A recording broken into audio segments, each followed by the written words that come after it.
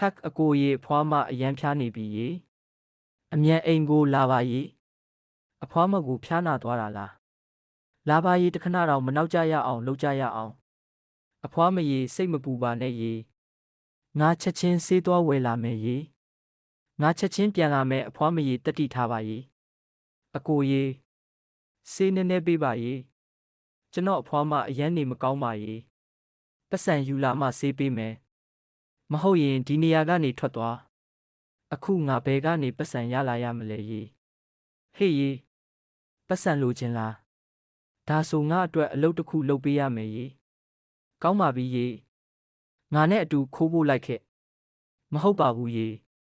ဒါမကောင်းတဲ့အလုပ်ပါရေငါမလုပ်နိုင်ပါဘူးရေမလုပ်ဘူးလားရေလုပ်မလားမလုပ်ဘူးလားရေမိတ်ဆွေတို့ရေဗီဒီယိုကိုအမြန်ဆုံး like နဲ့ share လုပ်ပေးကြပါရေဒါမှကျွန်တော်ခွန်အားရပါလိမ့်မယ်ရေ